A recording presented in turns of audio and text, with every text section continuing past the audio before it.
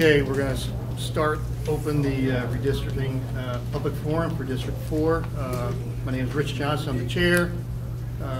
We all welcome you to this meeting. Some things I have to tell you, like if you have cell phones, put them in buzz or off so we don't have that coming up when we talk. We can't hear you. Can you hear me? Is this thing working? Can you hear me now? Do you hear about the cell phones? So silence your cell phones or put them on vibrate. Again, my name is Rich Johnson. I'm the chair running this meeting. And the first thing we're going to do is a roll call. To my left, Matt Bergen. Pat Richardson. To my right, Paul Thompson. And Lance Johnson is stuck in traffic up in D.C., so we may not make it. But we have a quorum. We got 3. We can go. So this is the board that was mandated by the county commissioners to look at the different districts with the new census data. And legally, our requirement was for population 10% requirement to meet for every district that's butting up to each other. So the current map, we looked at it and it was definitely over the 10% requirement, so we had to do some adjustments. So we had a very good IT that made some pretty good maps for us that you do stuff on the fly. And we got a pretty close, maybe 95% solution, so it's pretty good. Just to let you know what the current map is, the population, again, which is what we had to go by, it varied anywhere from 7.07% to 31.8% in population. And District 4 was the district that had an abundance of above the average of people. If you wanted to try to make them all equal, they're way above the average. And that number is 7,641 people above the average for District 4. The other districts were actually short population from the average. Now, I'll cite numbers just so you know it, but I guess the main thing to take away is there was an imbalance of population, so we had to fix it. So District 1 was like 1,813 below the average. District 2 was 3,852 below the average, and District 3 was 1,977. So if you add all the negatives to the positives, you get 0. So if it was a perfect map, the average for each district is 28,490 people out of a total population of 113,958. So when I quoted those percentages up to 31%, that was District 4 compared to District 2. So what we did, we all did maps to try to meet that 10% requirement according to our legal folks from the county, and that was only for population. Now we had other data in the census data. We had population greater than 18, and if you watched some of my videos before, I always say it doesn't mean much to me because it doesn't account for the people below 18 that are eligible to vote. So we have it, it's okay, but we didn't use it for legal requirement. We also had registered voters also, which is pretty accurate. All this data is online, so if you want to see the data that I'm citing right here, you can go online and look at all our maps and all the data. So this is the current map. So the map that we're presenting that we voted upon actually did quite well in regards to percentages. So for the map we're showing you tonight, population varied from 0.34% up to a max of 1.01% for population. So we did a lot better than we were planning to do, which is good. So it gives a lot of changes from 10 years from now. So is there any questions on what I just talked about, the percentages, what we're legally required to do, and where we went with the new map? So. Excuse me, you cited 10%. 10% population. So for any adjacent district, the difference between the two could be no more than 10%. So that was our legal requirement according to the lawyers, and we want to maintain with the lawyers over here on the right. So that's John over there. So another thing I like to do, many people, they'll come up and they'll say, how did you get to this answer? It just doesn't make sense. One of them was from our second forum for District 2, it was up in the Chesapeake building. A woman by the name of Caitlin Freyer. And she made a legit question. She said, District 4, you've got 7,641 people, and how could that impact 28,266 people? It doesn't make sense. So, I look at data all the time on base with what I work on, and you see anomalies like, why did that occur? So I can give you an answer why you get a bigger impact by that move. So when I did the map, and we all did our own maps, so the first thing I attacked was District 4, and I put it into the adjacent districts, which is 1 and 2. And when you put all that in there, now you get an unbalance between 3, 2, and 1. And so you had different iterations of your map, and eventually you're going to impact more people. And in one of my last iterations, I had an imbalance of, District 3 had a shortage of 1,000, and District 1 had a surplus of 1,000. So I went through District 2 to level it all off. So when you go to the border of District 2, then you have to go to the other border, District 3. So you get an additional impact of people. So that's how some of these numbers came about. Our IT calculated all our maps. I think mine was 25,000, but the map was presenting as 28,266. So that was that answer to that question. So the next thing I'm going to pass it off to is Matt Bergen. He has some what we did and what we were cited to do according to our mandate as the county commissioners. Okay, Matt. Turn that off. Is it off? Here you go. Good. I'm off. Everybody hear me? Okay. So first and foremost, generally thank you everybody that's come out so far, that came out tonight, that signed up to speak. This is a really important part of this process. So over the last few weeks, it's the development of the draft that's on display outside. And I'd like to emphasize the term draft, right? So in your handout, if you happen to get one, you'll see that we collected the census data, and the respective commissioner districts were out of balance. And our task was to essentially put them in balance. And that's reflected in this handout here. Now that process, ma'am? I just wondered if the speakers couldn't stand up. Sure. We can't see you and Yeah, happily. it's very difficult to hear. Happily. When we're trying to get chairs set up, so if you could just be patient. I'm sorry that we're late. All right, so Thank you. the balance reflected in the current map was to meet the directive and the guidance. So the important thing about these public meetings is, as we develop these, in the finalization of the final map, we rely on the public to provide their input. We take it extremely seriously. We've written everybody's comments, we take it into account. We can't provide a quality finalized product without this process. So when I say thank you for everybody coming out, I genuinely mean it. It's imperative that we have your input to establish things that maybe we didn't think about. Maybe there's some insight that we had overlooked. So it's an important part of the process. Going through the process, we follow both the St. Mary's as well as the Maryland Open Meetings Act. So if you have the opportunity, you can go on YouTube, and you can essentially YouTube St. Mary's County Redistricting Committee. And you can go back and look at every single meeting we've had to date and sort of establishing of the map. Also, another good resource is if you go onto stmarysmd.com and then click on board docs, all the documentation that's been put together thus far resides in there. So if you're just looking, to grab that as a resource. So as Rich said, through the process, we used the census data. There's 3 data sets. There was total population, registered voters and voters over the age of 18. Based off legal precedent guidance, we use total population as our main data set. So these numbers reflect total population. There was an initial disparity, if you will, in the current map as it existed of 11,670. The draft map, the difference is 389 between the highest district and the lowest district. Now, the good thing about this balance, it allows us to make adjustments to the draft based off public input while still meeting that aforementioned 10% requirement. So again, and I can't reiterate enough, this is probably, these public forums are probably the most important part of this process.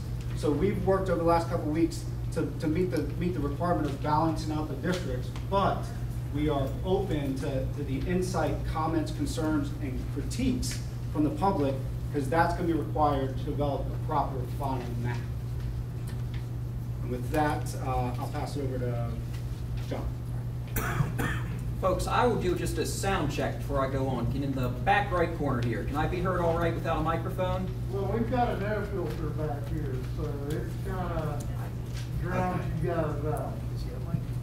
About, is this better? Better? Okay. And we can hear him, Mrs. Abel in the back left corner, we can hear me all right? All right. Folks, welcome to the St. Mary's County Redistricting Board public hearing to consider public comments on proposed boundaries of districts for the election of county commissioners in the 2022 general election and thereafter. Those wishing to provide remarks tonight should have signed up on one of the forms located in the front lobby when you entered this building. Speakers will be allotted 3 minutes to address the board.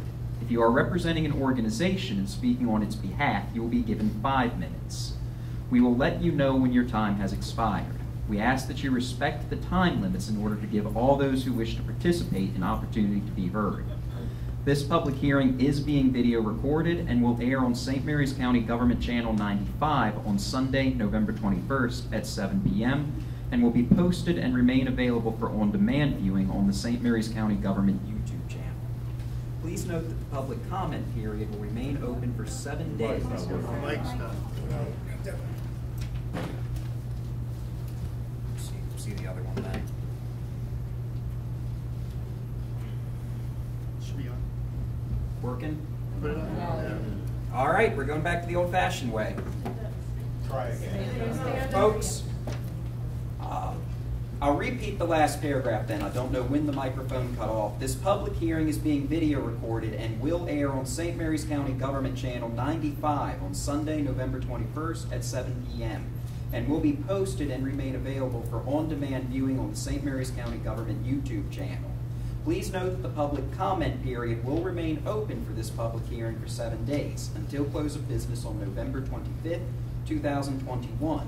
Should any member of the public wish to send an email to csmc@stmarysmd.com or by U.S. mail to P.O. Box 653, Leonardtown, Maryland 20650. Mr. Chairman, we have a total of 27 individuals signed up to give remarks this evening. Our first speaker tonight will be Mary Ludwig.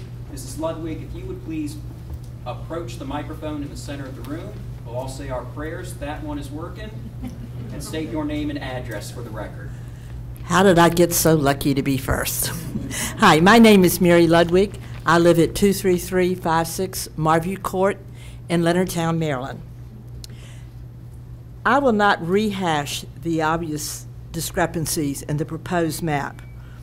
The effort to split the districts in accordance with committee member preferences and not the needs of the residents is blatant. The commissioners of St. Mary's County were mandated to each appoint a representative for the redistricting board.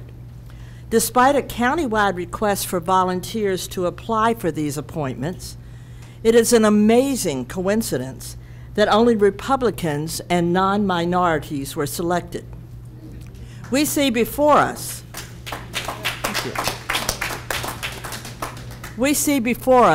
a committee of all Republicans, all white, and only one woman, all appointed by our all-white, all-male Republican commissioners. Does the word gerrymandering come to mind? During one of the redistricting meetings, County Attorney Hauser addressed the following criteria for changes to the existing districts. Natural boundaries are existing features that can be considered for population variance.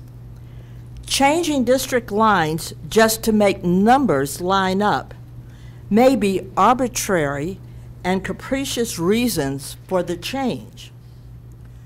Preservation of community unity should be considered before making changes.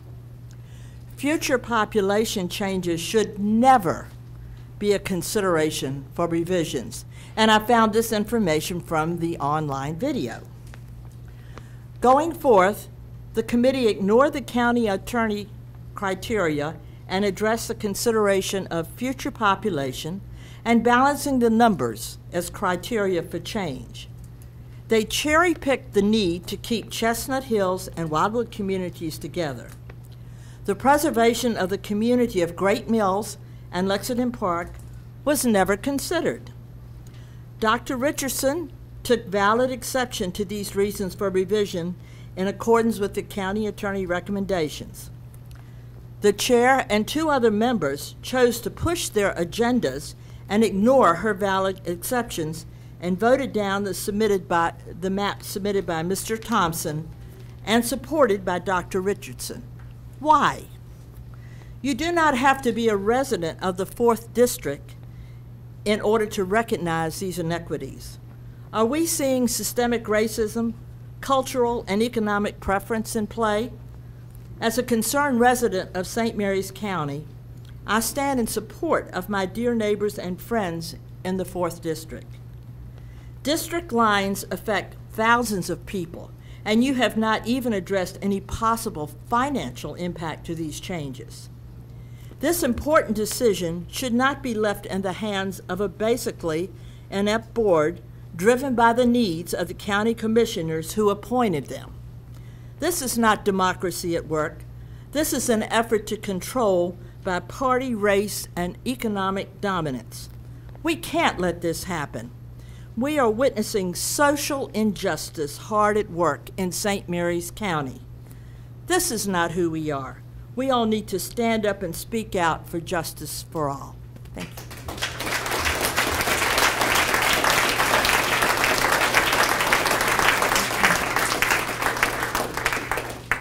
Our next speaker to sign up is Miriam Klapka. Ms. Klapka, if you would please approach the microphone.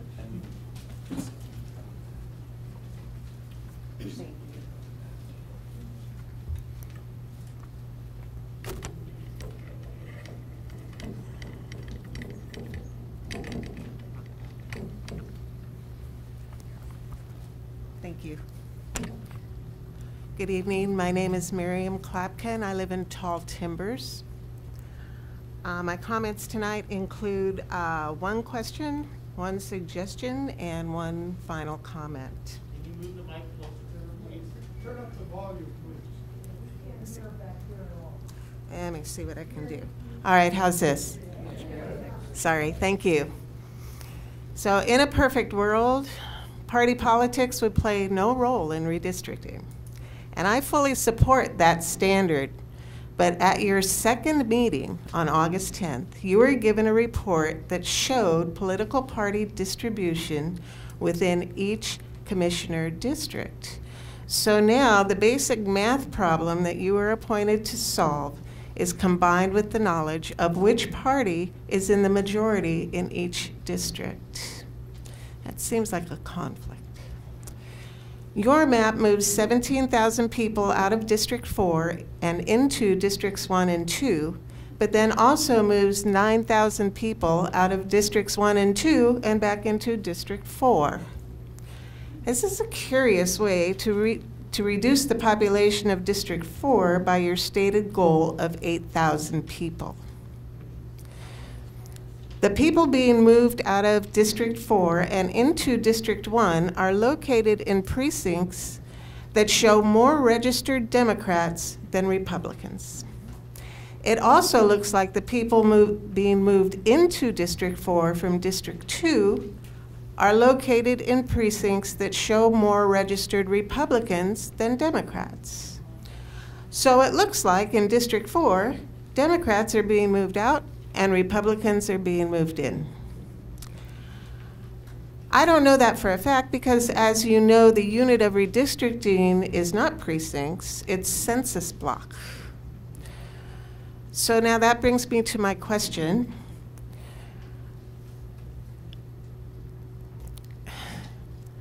Can you please explain why you needed the voter registration list? That list contains the name, address, and party of every registered voter in this county. You asked for that list, although you don't need that information to redistrict. So I'd like to know, please, how you use that information in the voter registration list in your redistricting process.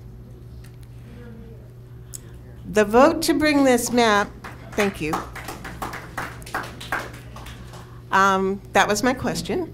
Here's my suggestion. The vote to bring this map to the public was 3-2. It was a show of hands.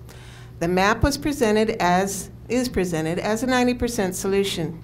But there were 3 other maps for consideration.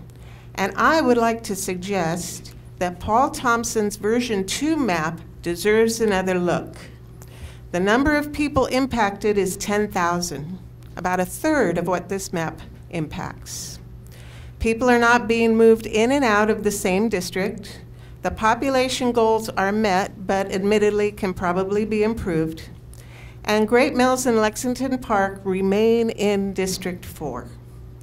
I think there is an opportunity to incorporate some of the advantages of his map into this solution. Last comment, we have 5 Republican commissioners who appointed 5 Republican board members. But please keep in mind that there are 75,000 registered voters in this county, and 59% of us are not registered Republicans. So keep on speaking up. Thank you.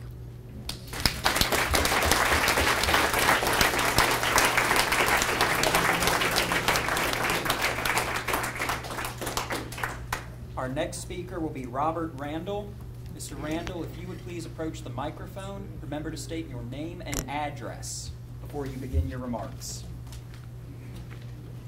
My name is Bob Randall. I live at 19711 Teddy Way, Lexington Park. Good evening. I consider the proposed map to be wholly inadequate for the task assigned to this board and far from the 90 or 95% solution suggested. The clearest indication of this, in my view, is the incredibly high number of citizens affected, over 28,000 folks, nearly a quarter of the county's population, and a rough equivalent of an entire district. It's been pointed out in previous testimony, people in neighborhoods were shuffled both in and out of the same districts in what appears to be gratuitous moves made just because you could. The specific example cited, and it was just cited again, was moving people from District 4 to District 1 in one instance, then turning around and moving different folks from 4 back into 1. I can think of no reasonable justification for that. My understanding is that the board was tasked with striking a better population balance among the commissioner districts while minimizing the number of citizen and neighborhoods impacted and using current data, not hypothesized estimates of future numbers. The numerical balance was admirably achieved, but at the cost of gross dislocation numbers and by relying on future estimates from who knows where. There was also a stated desire to not do as previous redistricting boards have done by just nibbling around the corners. In fact, just nibbling around the edges is exactly what's called for. The impacts of the proposed changes are most significant in the most dense neighborhoods in the county, in the Great Mills, Lexington Park areas of the current District 4. This area is also the area of densest minority population. If the objectives of this effort is to meet the tasking openly assigned to the board, then this proposed map and no serious impacts make no sense whatsoever. I understand also that the comment was made that testimony to date has been based on emotion and lacking specificity. That may be because, on one hand, that the citizens do not have access to the tools and IT support available to the board. It also could be a comment meant to start laying the groundwork for total rejection of all testimony presented. I hope that's not the case. To specifics, I strongly feel that the Richardson map does the best job by far of meeting the balance requirements, causing the least disruption, moving only roughly a third of the folks impacted by the proposed map, and causing minimal neighborhood splits compared again to the proposed map. I urge that that map, it's called Richardson 2, be resurrected and put forward for further consideration. The current proposed product is simply unacceptable. Thank you.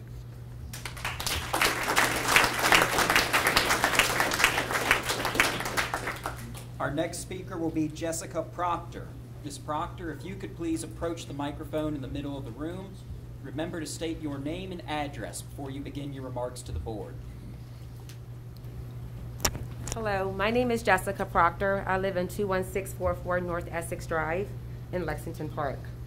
The newly drawn lines would divide the minority communities, especially the African American community of Great Mills and of Lexington Park, to merge the northern part with northern parts of District 2, including Hollywood and Oakville as dramatically different District 4, and to put some parts of that community into District 1. I don't agree with this map, and I want you to keep communities in Lexington Park and Great Mills together in the same district. Thank you.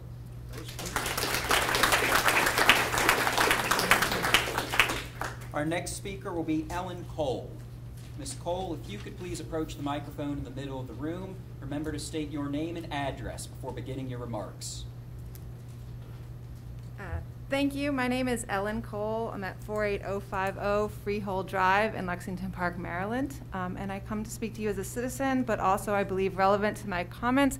I have my PhD in human geography with an expertise in local governance.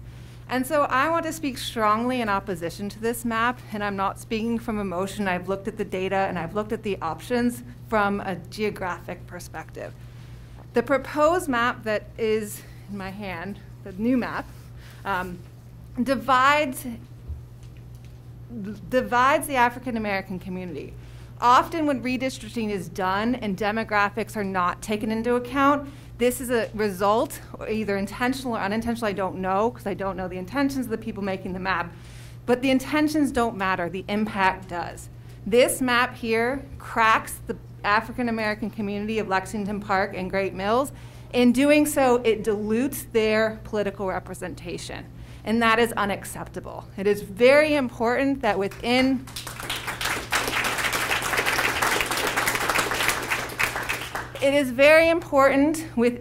our local governance system that every voice is heard. And in order for local voices to be heard, we need local representation. And that local representation can only occur if like communities are together. So breaking up the Lexington Park, Great Mills area provides a way, or dilutes the importance of those voices being heard, and there are other options and other ways that this can be done that would not break up that community, which provides the voices to the people in this community that need to be heard. Thank you.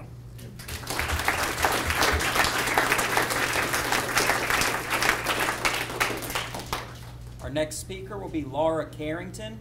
Ms. Carrington, if you would please approach the microphone in the middle of the room. Remember to state your name and address before beginning your remarks.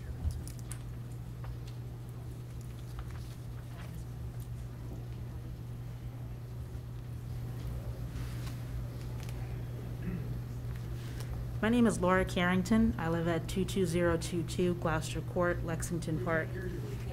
Sorry, let me try that again. Laura Carrington, 22022 Gloucester Court, Lexington Park, apartment 3B. I'm a concerned citizen of Lexington Park. I've reviewed the proposed redistricting map, and I'm vehemently opposed to the changes.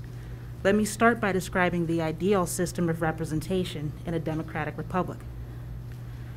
Every community is represented by a capable leader who will advocate and fight for their needs, and wants, while working alongside other representatives for other communities to achieve solutions to the challenges everyone has in common, and compromises for the challenges that aren't held in common. That is equitable representation. Let me continue by describing what violates this ideal concept. Carving up communities, splitting them into districts where they'll become the permanent minority, violates this principle. Chopping up a map to secure your preferred voters and ensure other voters can't threaten your future campaigns violates this principle.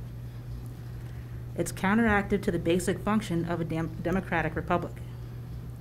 Let me go on by saying that I'm against gerrymandering. Gerrymandering violates the principle of one person, one vote by essentially rendering null and void all legal ballots cast against the benefiting party or candidate. This disenfranchises voters and undermines the integrity of electoral systems, leading to dismal voter turnouts. Maryland is a heavily gerrymandered state, second only to North Carolina. Make no mistake, redistricting needs to happen. Our commissioners have a once-in-a-decade opportunity to help make this state a more equitable place to vote. It's more important than ever to redraw fair districts so that every one of us feels their representatives represent them. Regardless of their no doubt noble intent, whether they are aware or not, our county commissioners and the redistricting board they've selected have proposed changes that will effectively disenfranchise voters in Lexington Park and Great Mills communities. Under the proposed changes, the people of these communities would be lumped into districts where their voices would be dwarfed by the surrounding communities like Ridge and Valley Lee, or Oakville and Hollywood. Regardless of intent, this is the effect. Do Oakville and Hollywood have the same socioeconomic needs as Lexington Park or Great Mills? There are common needs, I'm sure. We all want the same basic things at the end of the day.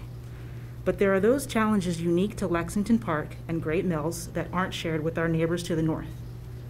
Would those challenges be addressed in a district where our communities make up so little of that district's population?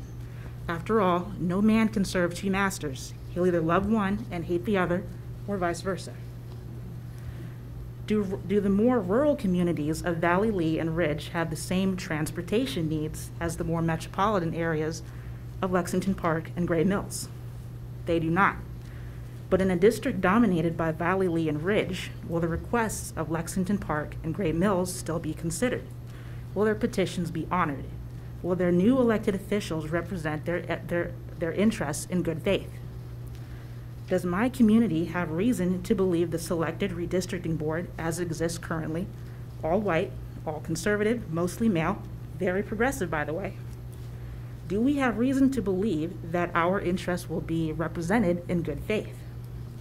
No doubt our commissioners, representatives, and redistricting board will say yes. They will assure that all communities' concerns matter equally, that there was never any intent to disenfranchise whole neighborhoods.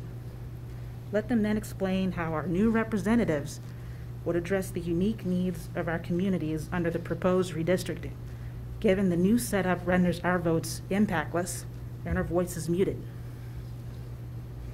Let them demonstrate the fair and balanced nature of the board's selection process, which somehow came up with a redistricting board that is 100% white, 100% Republican, and 80% male. Bear in mind,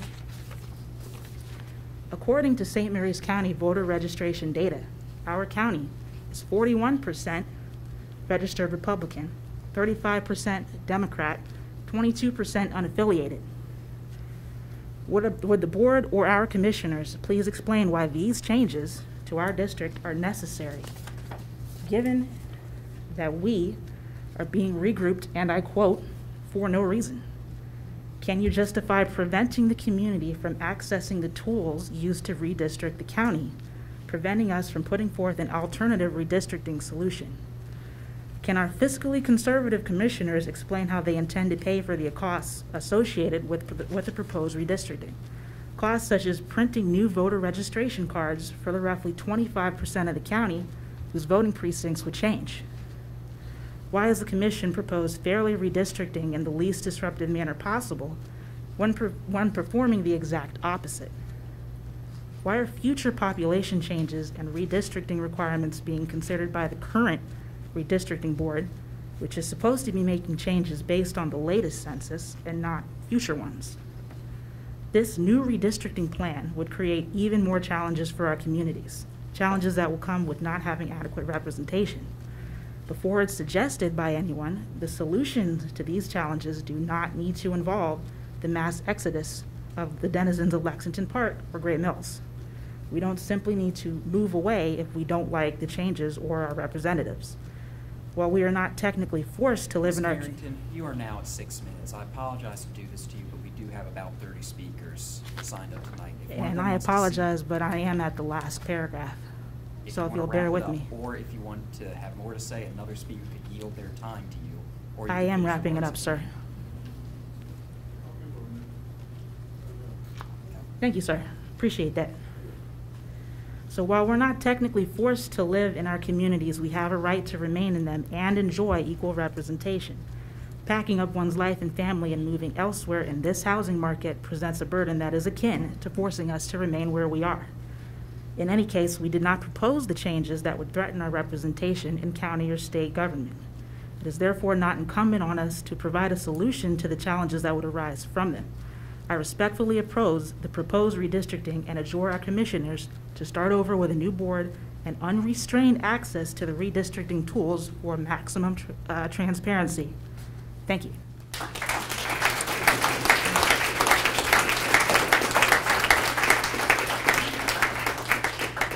Our next speaker will be David Diederich. Mr. Diederich, if you want to approach the microphone in the middle of the room, please remember to state your name and address before beginning your remarks. I am David Diederich, 23155 Murfield Lane, Lexington Park. Mr. Chairman and the members of the Redistricting Board, thank you for the opportunity to address you this evening about the profound mistake you are making, for which it is mandatory that you issue a corrective map. I have a note for those who complain about rigged elections, and it is this. Should the current map be presented to and approved by the Board of County Commissioners, every Commissioner and Board of Education election for the next 10 years will be rigged against representation for communities of color in Great Mills and Lexington Park.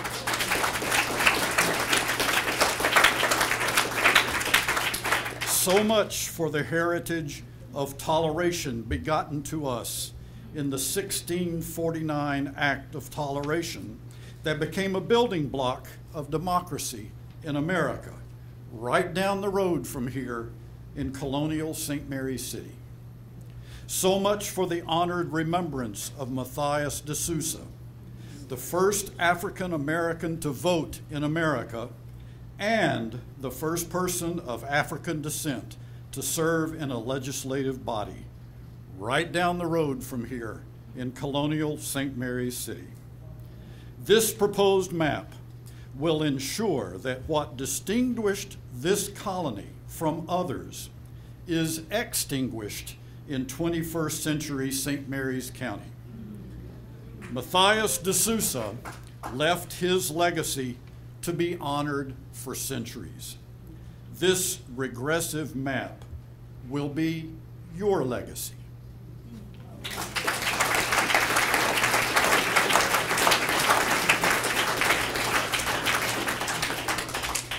Our next speaker will be Lawrence Ludwig. Mr. Ludwig, if you would please approach the microphone in the middle of the room, remember to state your name and address before beginning your remarks. My name is Lawrence Ludwig. I live at 23356 Marvey Court, Leonardtown. I want to thank you all for having me here, ladies and gentlemen, and hello, audience. Nice to have you here. I want to start off by telling you a story. Okay. I'm going to start by telling you a story. 5 years ago, if you would have told me that racism exists in this country, I would have disagreed with you. In fact, I would have said, okay, there is some here and there, but that's a problem of the past. Well, ladies and gentlemen, I don't believe that anymore.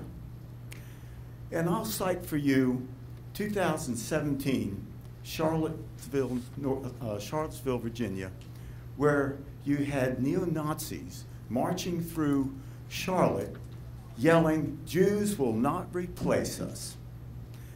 And then I'll fast forward to January 6th, where you had an insurrection at our capital, where our democracy was threatened by people carrying the Confederate flag, the very symbol of racism in this country, and yelling epithets at the black officers trying to protect the Capitol.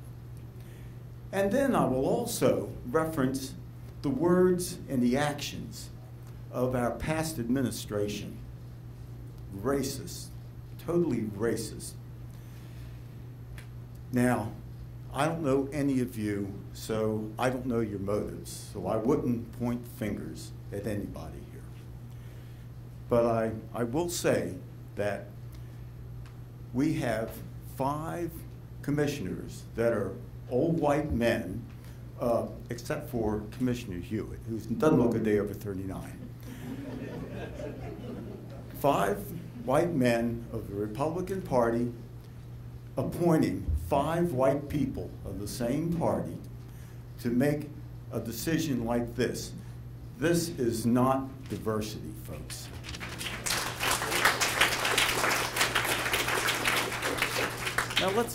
Now let's take a look at the redistricting map.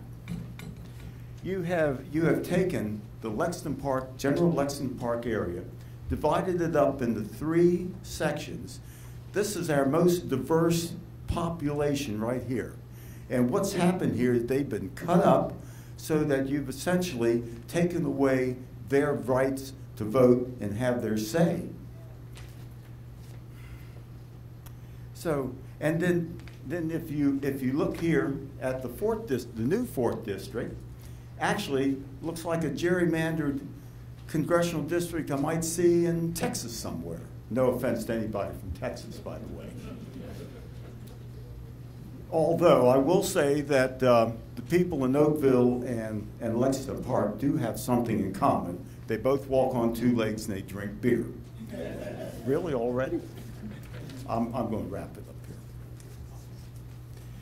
The speakers are telling you this is inequitable.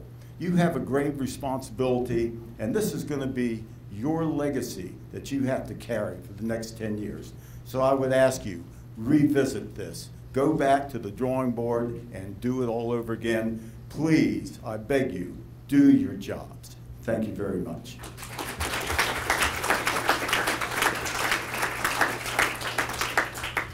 Our next speaker will be Dr. Frank Clinton. Dr. Clinton, if you would please approach the microphone in the middle of the room. Please remember to state your name and address before beginning your remarks. My name is Frank Clinton.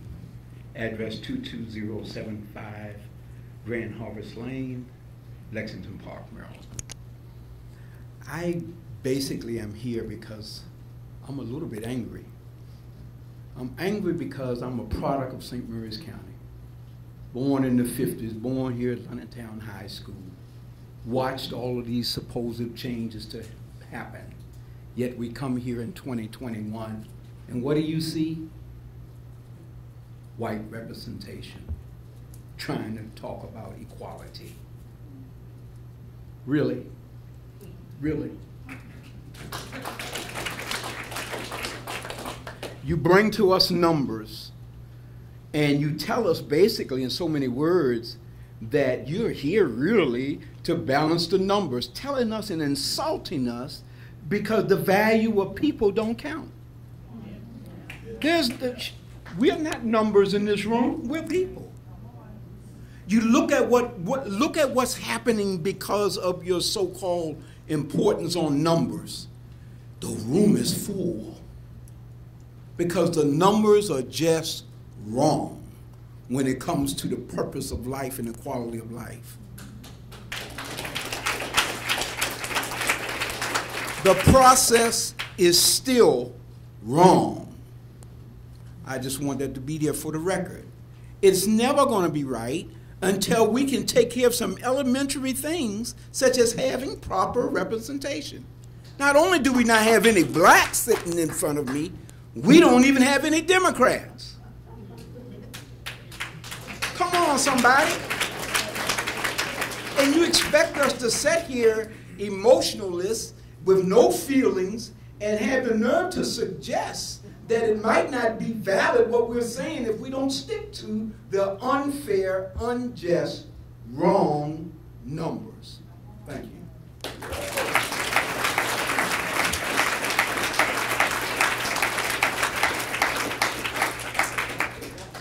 The next speaker will be Alonzo Gaskin. Mr. Gaskin, if you would please approach the microphone in the middle of the room. Please remember to state your name and address before beginning your remarks.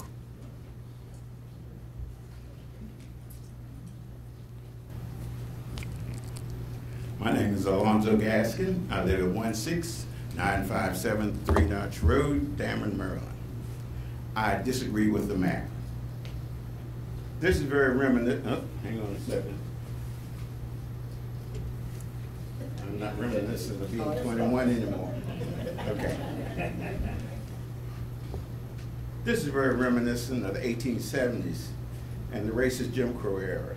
Your ancestors denied my ancestors the right to vote, and that lasted until 1965. Today, you're not denying me the right to vote, you're splitting my vote.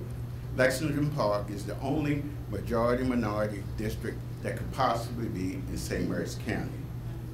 Either willingly or unwillingly, you're denying the only possible minority district in St. Mary's County for decades to come. I've just told you it took until 1965 for my parents to have the right to vote. Now you're splitting them up so they can't have representation of their own.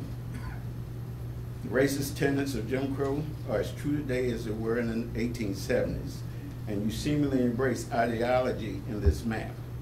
House Bill 655 in Maryland is going to be reintroduced this year to split away from majority vote.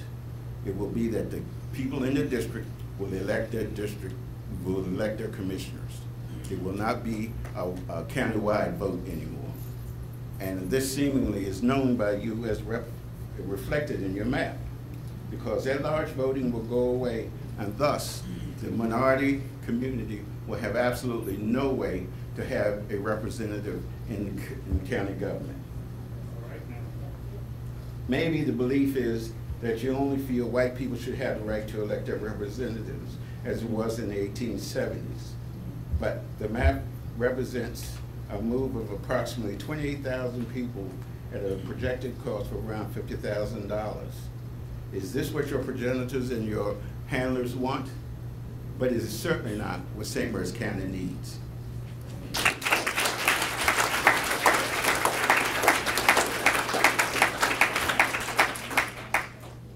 Our next speaker will be Julie Randall. Mrs. Randall, if you would please approach the microphone in the center of the room, and please remember to state your name and address before delivering your remarks. Good evening, lady and gentlemen. I am Julie Randall, and I live at 19711 Teddy Way, Lexington Park, Maryland. Thank you first for the hours of tedious work you've put in to propose voter redistricting for St. Mary's County. And thank you for the opportunity to comment on your proposed redistricted map. I've reviewed your proposed map very carefully. I strongly oppose this map. I have three primary objections. My first objection is the significant number of voters whose precincts would change if this map is adopted. Over 28,000 individuals, or more than 25% of our total population, would be affected. This is truly unsatisfactory. Additionally, your map splits 9 precincts, 6 of which are in the 4th district.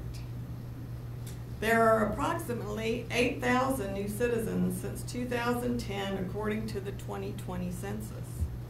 Your moves would affect over 3 times that number of people. Surely we can do a better job to keep the redistricting individuals to as low a number as possible, which I believe was one of the goals given to this board. My second objection is the addition of individuals from precincts 6-1 and 6-2 to Commissioner District 4. These moves are just not supportive of the goal to keep communities together. Your proposal extends Commissioner District 4 all the way up the county, from Great Mills, Lexington Park to above Oakville. That results in a commissioner district that's 25 miles long. It also lumps folks together who have very little in common and whose needs and requirements of their elected commissioner and county government would be very different from roads to schools to emergency management to law enforcement to parks and recs to local public transportation and others. This mapping proposal does a disservice to the residents of Lexington Park, Great Mills, and Oakville, as well as to the commissioner who would have to represent such a diverse group of people with differing needs who live almost from one end of the county to the other. My third objection is the removal of precincts 8-1, 8-7, and 8-9 from Commissioner District 4. These moves, again, do not support the Lexington Park, Great Mills communities, whose needs and requirements for county services are very similar, if not the same. Another goal for the redistricting board was to keep neighborhoods and communities together. You recognized this goal when you made sure you left Wildwood, Chestnut Hills, and the Ridge, Spring Ridge neighborhoods intact. By moving precincts 8-1, 8-7, and 8-9, not only are you breaking up communities, in many instances you're breaking up families. These communities have been a part of the 8th District for over 40 years, and they should remain in the 4th District with folks who share their needs and requirements for county government assistance and whose commissioner represents all of the 8th District. I thank you for your time and attention.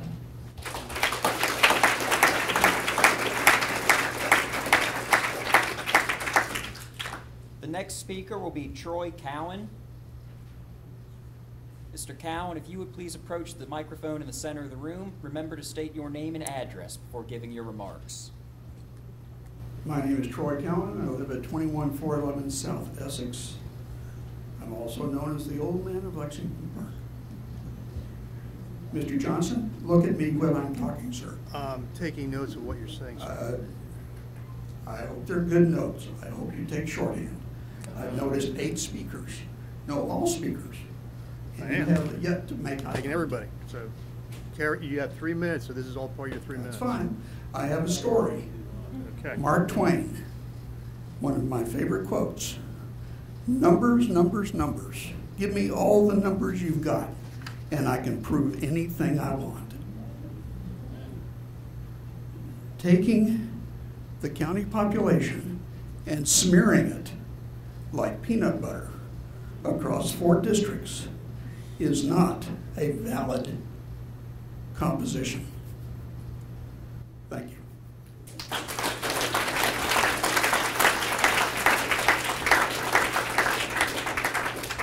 Our next speaker will be Howard Thompson. Mr. Thompson, if you would please approach the microphone in the middle of the room. Remember to state your name and address before giving your remarks.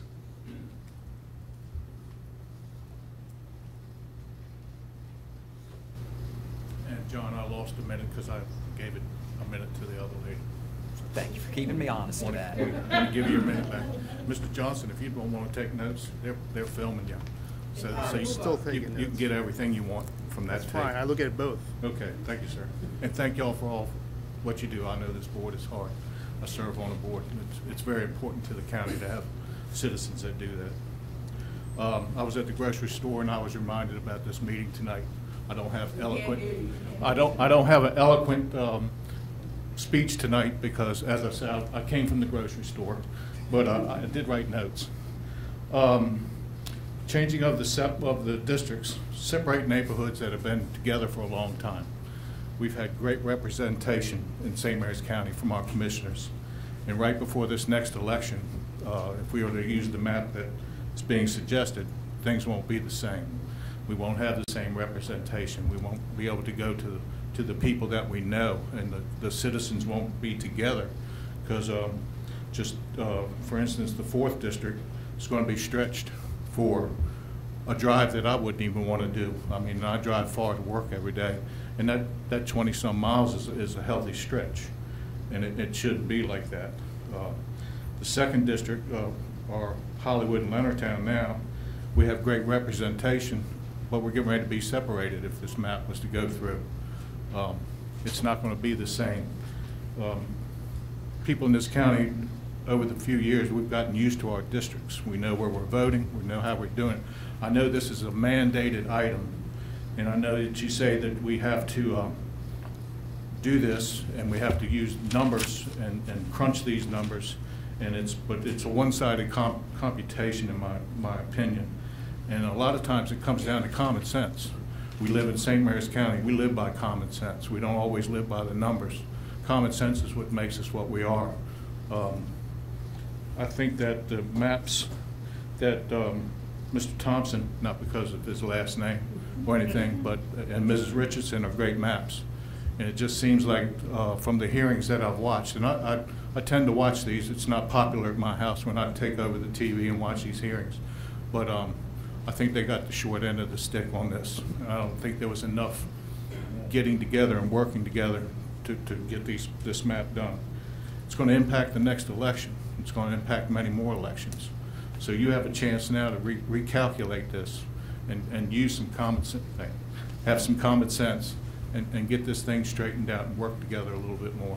And I appreciate it if you could do that.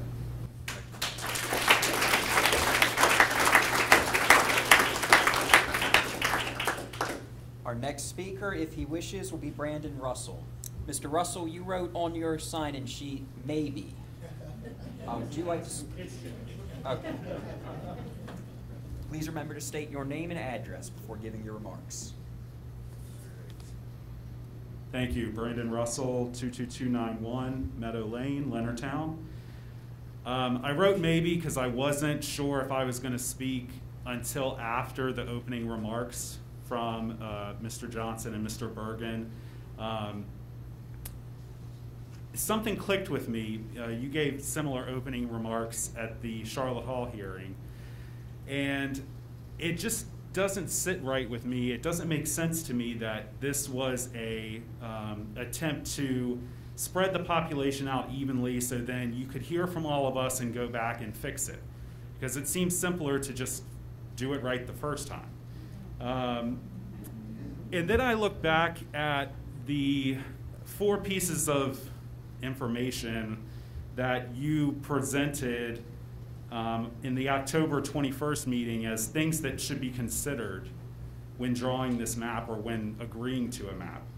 The first one, your words, when redefining district lines, utilize natural boundaries such as roads, legal subdivisions, and bodies of water for ease of communicating and displaying districts. Okay. Number 2, again your words, obtain as close to an equal distribution of population as possible, not to exceed the 10% guidance, but allow for future population fluctuation and still maintain the 10% variance through future years. Well, now you've contradicted yourself because you just said earlier that you shouldn't be considering future population fluctuations. Number 3, minimize changes to existing districts to the best of our ability whilst exceeding the directive and following the guidance. Again, your words. But that wasn't really achieved with this map, so now I'm kind of confused about why the board passed it. It's drastically changed, not minimally changed. And then number 4, again your words, extend abutting districts to include 3 and 4 for ease and fairness of future redistricting requirements. Well, the future is not now. Now is now. So don't consider that. So I read those out because you drew a version of your map before you presented that information, and it was pretty similar to your second version. So that, watching you present that, and you pushed very hard for that during the meetings, so I'm taking that to mean that these are the things that you intended to do when you drew your map. I don't have any other information to discount that other than what you said at the beginning of this meeting, which doesn't really mesh with that. All of this is to say this map is not good. I've said it 3 times now.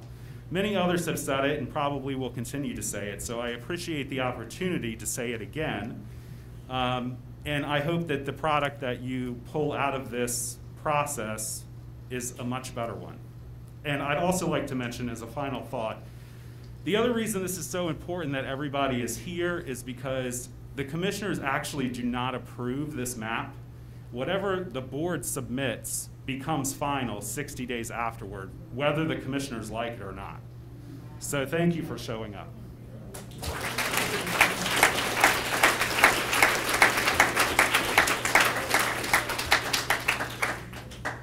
Our next speaker, if she wishes, will be Lynn Hallkirk. Ms. Hallkirk, you also wrote maybe. Ms. Hallkirk? Not seeing her. Moving on, the next speaker is Eric Heisler. Mr. Heisler, if you would like to speak now, please approach the microphone in the middle of the room, and remember to state your name and address before beginning your remarks. Good evening. My name is Eric Heisler. I live at 8440, a little taller, Princess Court, Lexington Park, Maryland. A week from now, many of us will be sitting around the dining room table, hopefully surrounded by the people we love, debating with ourselves whether we can possibly fit any more food into our guts. After all the turkey, mashed potatoes, stuffing, other sides, we might even be considering unbuttoning a button or two. But when it's time for dessert, we know there's no question. There's always room for pie. Which one do you look forward to the most? Pumpkin, apple, sweet potato, chocolate, pecan? Now, just imagine for a second that right when you stand up to get that pie from the oven, someone in the house says, actually, it's already been sliced up. Put in a blender and add it to all the other dishes you just ate. This way, you got some pie in every bite. But you know, when it comes down to it, that pie, such a vital element to the Thanksgiving feast, did not get its rightful place at the table. While I sincerely hope this vision does not come to be in any of your lives, I'm sure you're wondering what this is all about. Well, as a resident of St. Mary's County for more than 26 years, what I love most about our area is that it is a microcosm. All the beautiful things that make America, America. We have our rich rural roots, our military ties, our mini urban population centers, our endless connections to the water. Even more importantly, we have a diverse collection of wonderful people who might have just moved here on their last orders, living alongside those whose ancestors might have worked these fields, either by choice or by force in the 1600s. These people and communities come together like the many parts of the Thanksgiving meal to make it a feast. But while some of the flavors blend together, each dish, each community is essential. And some of these communities are so inexorably linked that even if they have a different name, they are one and the same. One such community is Great Mills, Lexington Park. Despite their different names, it's basically pecan versus pecan pie. Under the proposed redistricting map, this vital community is sliced up and blended into communities far outside its close-knit roots. Now, we can pretend that this decision was based on factors such as future population growth, a factor that is not actually supposed to be considered when redistricting. But we all know why this committee, made up solely of 5 Republicans despite only a 6% difference in voter registration, made its decision. It made its decision because it played politics. It made its decision to take away the Great Mills Lexington Park community's seat at the table. Just like the Thanksgiving table, this redistricting board needs to put politics to the side. Our love of family and our love of neighbor must supersede political differences, and our love of St. Mary's County must do the same. Redraw this map so it includes a place setting for every distinct, delicious piece of pie.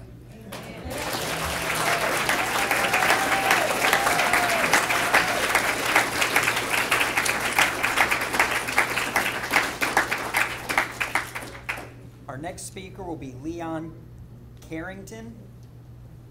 Mr. Carrington, if you would please approach the microphone in the middle of the room, state your name and address before beginning your remarks.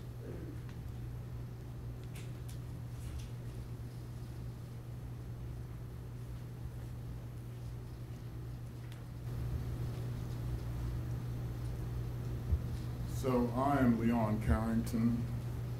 I live at 22022 Gloucester Court, Lexington Park. I'm reading from prepared notes. The map proposed is reprehensible.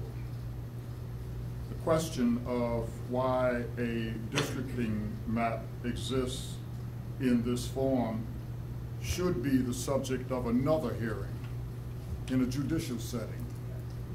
It does not represent a good faith effort to represent the people of the county in the manner in which they have chosen to align themselves politically and spatially. If it were merely an error, that would be one thing. But this map walks like a duck, has feathers like a duck, has webbed feet like a duck, quacks like a duck, and you want me to call it an elephant? I think not. It represents an intentional affront and an intentional attempt to do damage to the welfare of citizens who necessarily share common bonds in the political arena. It is clear that African American and associated diverse population needs of the Great Mills, Lexington Park area are not and never have been of great concern to the communities in which this map proposes to realign the voting strength of this population. Marginalizing vibrant and patriotic other voices serves no right-minded person in any right manner.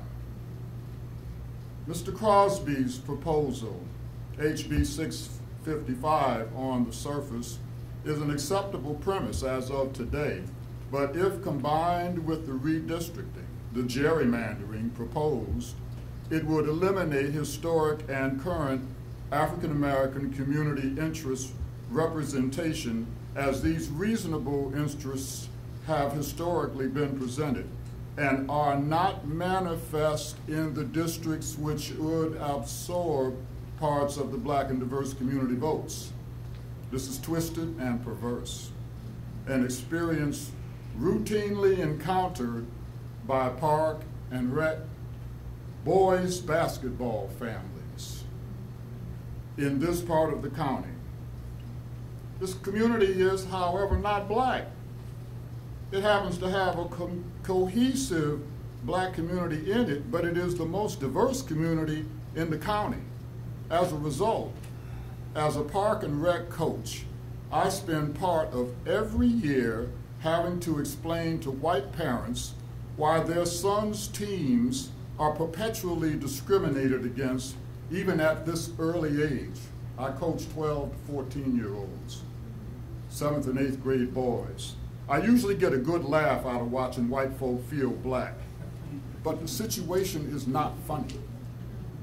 It says who promote such wickedness in the places where you live, the places we might not want to visit anyway, have little right to claim you can also represent or support the best interests of this community. Nor should this community be subject to dissolution of its voice by some apartheid-era map-making practice. My complaint draws on my experience as a resident and park and rec coach because many of you are unaware of the damage caused by the spillover of racist discrimination directed toward kids and their parents. It is amazing, but I've been in this more than 15 years as a coach and parent. And what's needed now is a different map preserving the political and cultural affinities of the current population and a new effort by the commissioners to promote and provide useful and equitable services for the entire county and its constituent parts.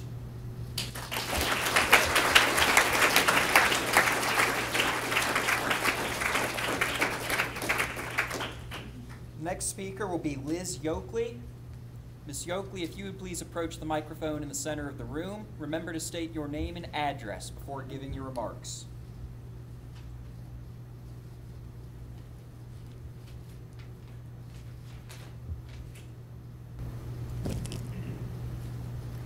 My name is Liz Yoakley. My address is 22085 Clipper Drive, Great Mills. I live and work in Great Mills, Maryland. Our community has many unique benefits and challenges that differ from the rest of the county. We need to pull together under strong leadership to address the challenges and to accentuate the benefits of our community. We have a strong sense of community in the Lexington Park area. We need to tap into that community to make positive change. We do not need to be divided and conquered. We need to have a seat at the table so the respected voices of the leaders in our community can work together for more meaningful change. I am here to call on the redistricting board to keep communities together in our voting districts. The people of St. Mary's County require a fair map. I'm trying to figure out why you drew the new lines that split up our community unless you are purposefully cracking District 4. Is this in response to the proposed state legislation to allow districts to each elect their own representative? I have heard many complaints from our county leaders about gerrymandering at the state level.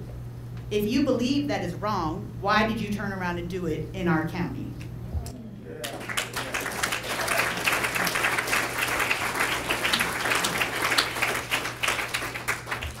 Our next speaker will be Willie Carl Nether. Mr. Nether, if you would please approach the microphone in the center of the room. All right. Next speaker after Mr. Nether was Brenda Sonzi at 46895 Lark Way. Ma'am, if you would please approach the microphone in the middle of the room, state your name, and please give your address as well. Sorry, I apologize for my handwriting. It's Sonji. It's S-O-N-G-Y. Brenda Sonji. It's 40895 Lark Way, Leonardtown, Maryland. Good evening. My name is Brenda Sonji. When I first moved to the county over 12 years ago, I went to Hewitt's Garage because I had a small leak in my tire. The mechanic at the time, John, said he could repair it and charged me about $15 to do so. He could have sold me a $150 tire because I don't really know much about cars, but instead of making a little bit more money that day, he earned a loyal customer, which was worth far more to them in the long run. Trust is the foundation of faith, and faith I now have in John Hewitt and John and in Hewitt's. I am also a wife and a mother of 3. Historically, men were once the kings of their castle. If that were still true today, my family would be eating burgers, fries, and beer for dinner because that's what my husband, the king, prefers. Likewise, if my family believed in majority rule, my sons would insist on Doritos and Mountain Dew because they outnumber us 3-2. Though I represent only 20% of my family, like you, my input ensures fruits and vegetables were not only adopted as the norm, but they actually enjoy broccoli and kale now. While you are proud of your math that's so close together, I could use science to suggest Dr. Richardson's map should count more, because studies show women use both hemispheres of their brain more and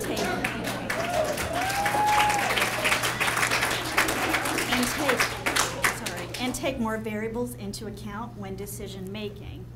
The exception to that rule is men who are left-handed use both hemispheres of their brain like women. But I'm digressing. It's my understanding that 100% of this committee is Republican. Of the committee, only one of the 5 of you represent my gender. No one on the committee represents a person of color. We fought the Revolutionary War in 1776 to ensure our representation in government instead of being dictated to by a king.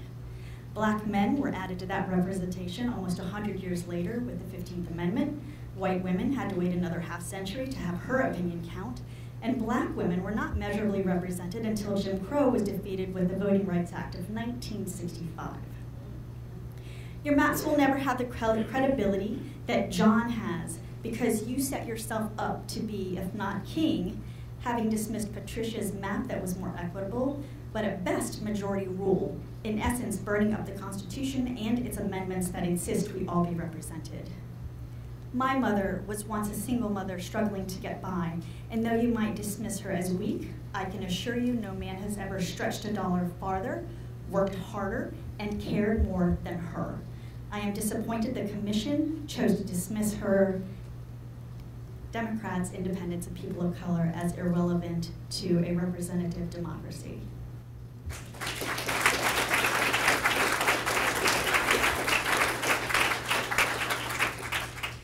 Our next speaker will be John Bowman. Mr. Bowman, you wrote maybe. If you wish to speak, please approach the microphone in the middle of the room. Remember to state your name and address before giving your remarks. John Bowman, 45873 South Springsteen Court, California, Maryland. Now, this is the first time for me in this forum, so I'm here to learn. But so many people are talking about the same accord, so I listen to people that know about it. If I don't know, I listen to people that know. So I'm just appreciating everybody coming here tonight to talk about what they know, because this is completely Greek to me. But I'm here to learn, and I wasn't going to talk, but I just want to appreciate everybody's point of view, because you definitely know more about this than I do. So thank you.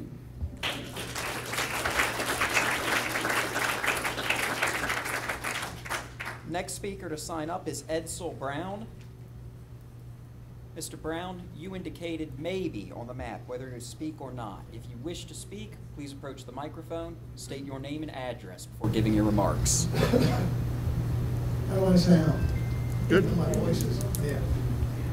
Yeah, my name is Edsel Brown, and let me say at the outset, I don't live in St. Mary's County. I live right across the bridge in Calvert County. I asked when I came in, should I speak, so I'll be very brief. I'm in charge of political action and civic engagement for my fraternity, Alpha Phi Alpha.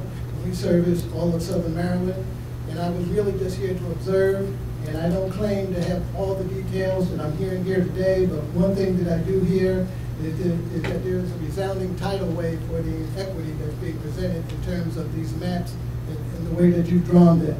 And I'll just close by just saying this. I'll be simple. First of all, it's not what you say, it's what you do. Your words speak so much louder than what you presented out here. There was a Chief Justice who once upon a time said, I can't draw a line ahead of time and tell you what pornography is, but I know it when I see it. And I know injustice when I see it. Thank you.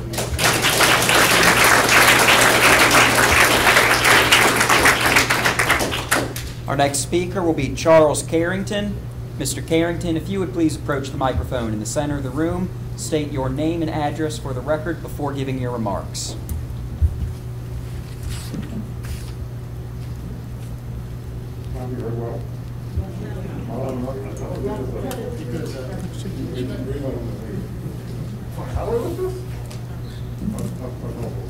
Thank you.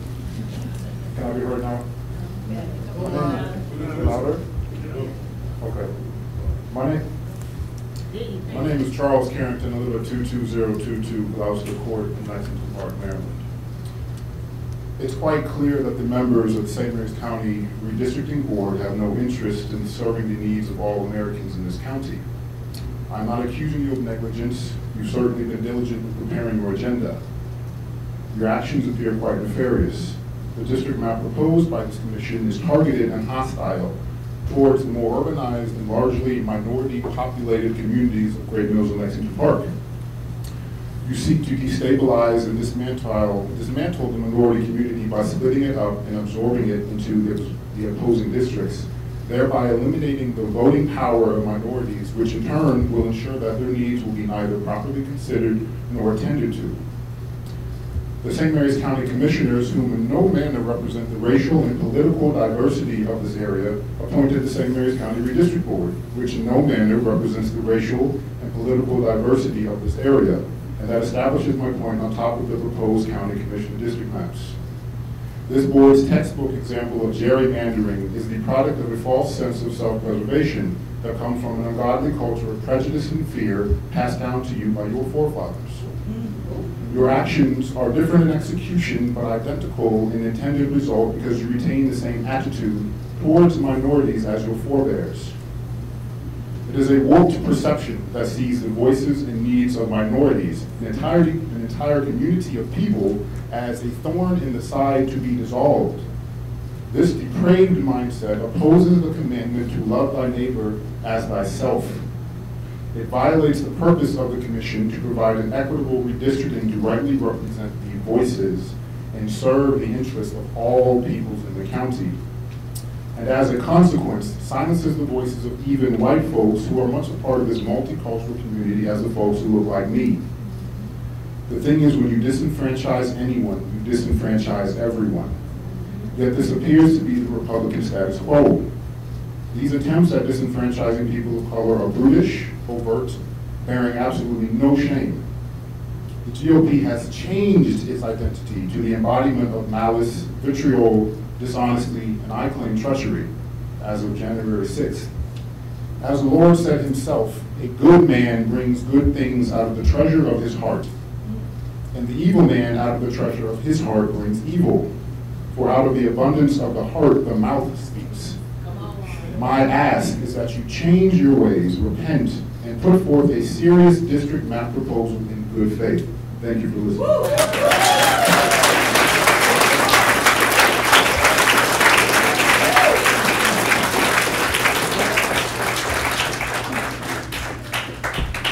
Our next speaker will be Joe Anderson.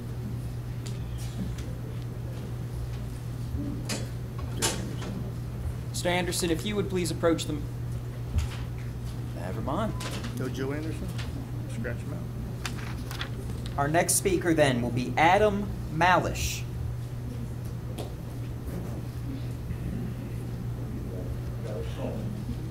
Ms. Malish, if you would please approach the microphone in the center of the room, state your name and address for the record before giving your remarks.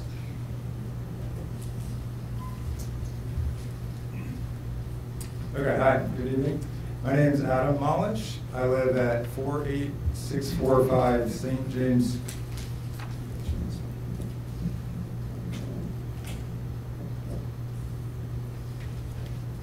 Okay, we'll try this. All right, my name is Adam Malish. I live at 48645 St. James Church Road in Lexington Park. And I just have some brief comments tonight. Thank you for the opportunity to be here. So I'm not a...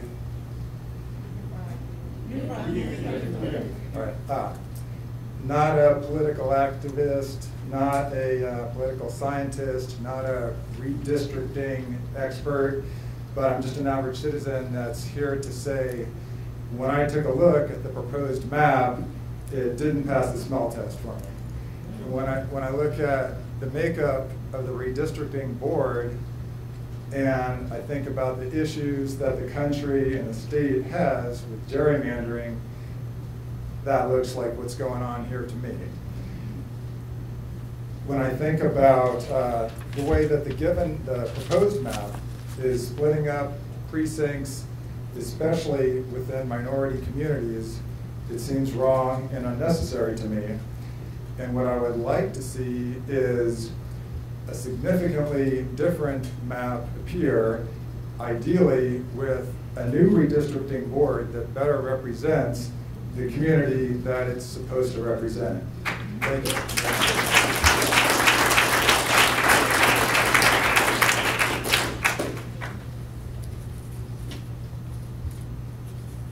Our next speaker will be Diana Little.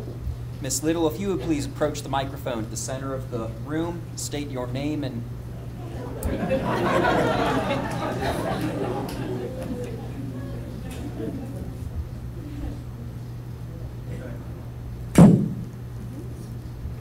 My name is Diana Little. I live at 22451 Chancellor's Run Road, Great Mills.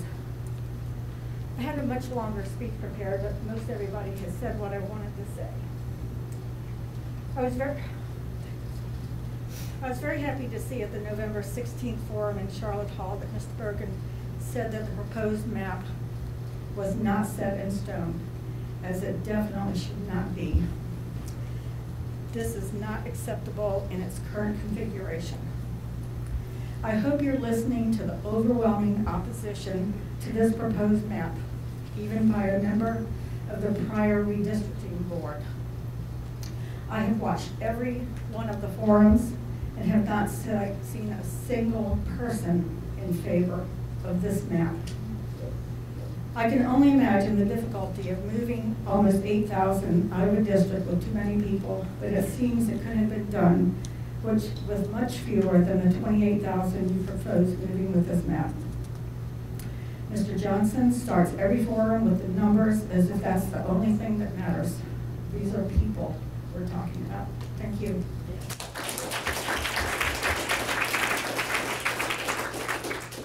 Our next speaker will be Adrienne Dillahunt. Ms. Dillahunt, if you would please approach the microphone in the middle of the room, state your name and address for the record.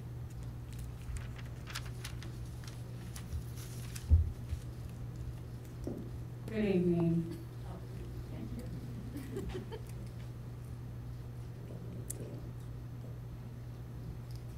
Good evening. My name is Adrienne Dillahunt, and I live at 46860 Morningside Lane, Lexington Park. I am here on behalf of our local St. Mary's County NAACP. We, the St. Mary's County branch of the NAACP, reiterate our strong opposition of the proposed redistricting map for County Commissioner and Board of Education districts. During its October 18th meeting, the redistricting board voted to accept the second map generated by redistricting board Vice Chair Matt Bergen as the proposed map to be reviewed by our 5 public hearings that we've had. The proposed map calls for massive change to the current districts, moving 28,266, approximately 25% of the county's population. Those residents to the new commissioner's district. This is accomplished by cracking District 4 by dividing the community with the county's densest population of citizens, minorities, and poverty. This change drastically alters the demographic makeup of both the 2nd and 4th commissioner districts, potentially exacerbating existing problems with the St. Mary's County Commissioner election process. During the 2021 legislative session, the 7025 lobbied for legislation intended to empower voting districts and allow a district to elect its own representation. The legislation is expected to pass in 2022, and the proposed map appears to be targeted at weakening potential minority voting blocks. District 4 has an opportunity to be drawn as a plurality, increasing the possibility for minority representation at the county level. The proposed map removes the 2 precincts with the highest percentage of minority population and replaces them with 2 from the opposite end of the spectrum, nearly eliminating the possibility of creating a plurality in the county. We would like to thank Commissioners Hewitt and Morgan for highlighting the redistricting process during recent Commissioner Time segments, but we must remind them that this issue could have been prevented if they selected bipartisan boards that reflected the demographic makeup of the county as we requested earlier this year. We urge the redistricting board to redraw the map and keep communities together. Thank you.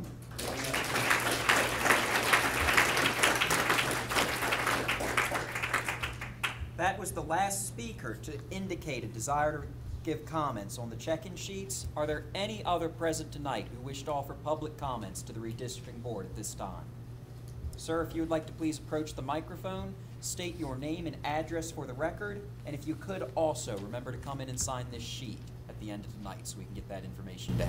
Yes, sir. I'm Ted Klapka, 44620 Shelville Court, Tall Timbers. What was your last name, excuse me? I didn't hear your name. I'm sorry. Can't hear you. Klapka. Klapka, okay. This board has heard the same thing almost from everyone at all the hearings thus far. I'd like to suggest that you were set up a little. When the commissioners set the redistricting committee the way it was, you were set up to play hard for the team that picked you. But you need to look beyond that to the entire county and see how the county feels about this rather than the team that placed you here.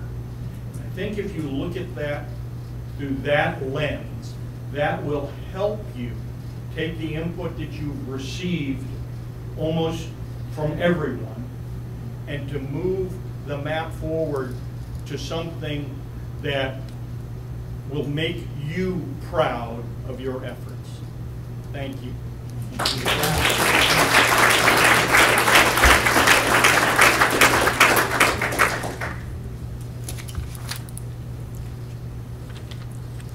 Are there any others who wish to give public comments to the redistricting board at this time? Yes. And Hey, we are good everybody. to go.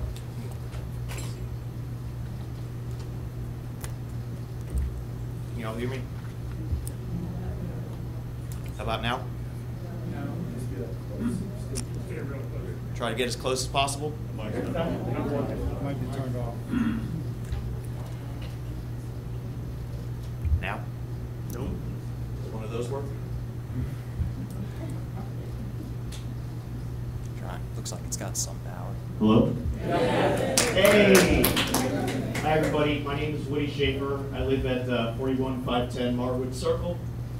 I'm here tonight with my wife, who bribed me with pizza to get here. I do pay attention to politics quite a bit. I'm new to St. Mary's County. Been here about a year.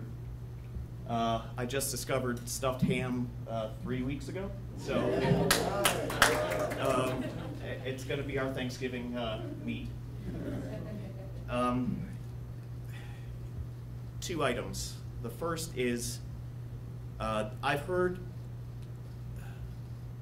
a consistent message from pretty much everyone who's spoken here tonight, which is that District 4 is going to be split up. It's not desirable. It removes the voting power from the people in that area. And I mean, when I go to the grocery store, the makeup of the people in the grocery store is mostly white. And if you look around the room today, this is not mostly white. These people have come here for a reason. The second is I am an industrial engineer. I understand statistics. I understand the value of making educated decisions. I would suggest to you, and I don't presume to understand how you came to the map-making decisions, but there are professionals such as the PhD who spoke earlier today. If you look at all the people in the room and combine we've been here what, since 6 o'clock. 6 o'clock, it's what, 7:30? If you look at the people in this room and you put together that 1.5 hours worth of their time that they make every day at their job, that's more than enough money to pay for an expert to come in and help you guys out. That's it. Thank you. Can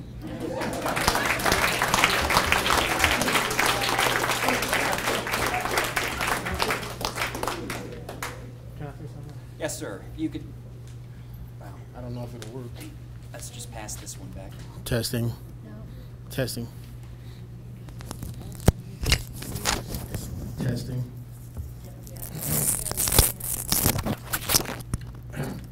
Stanley Killens is my name. I live at 21098 Jenner Court. And I've been here in St. Mary's County since 2001. I have came here from Virginia. I came up here from being with the Navy, from 24 years with the Navy. And I'm a father, I'm a grandfather. I'm a church man. I'm with God's House of Refuge here.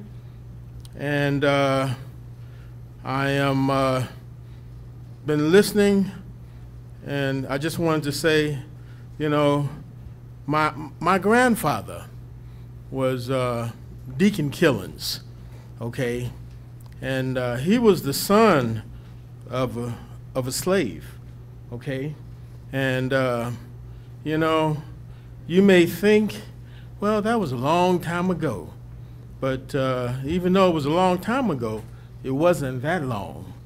So I hear everything that was said here tonight, and I hear it because that's the kind of stuff that we are here for tonight, because everybody here is about change.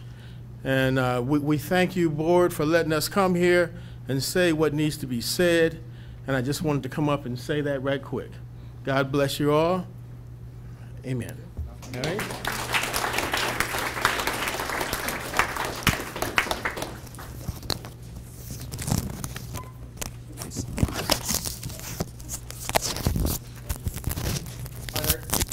Any more individuals wishing to address the redistricting board tonight?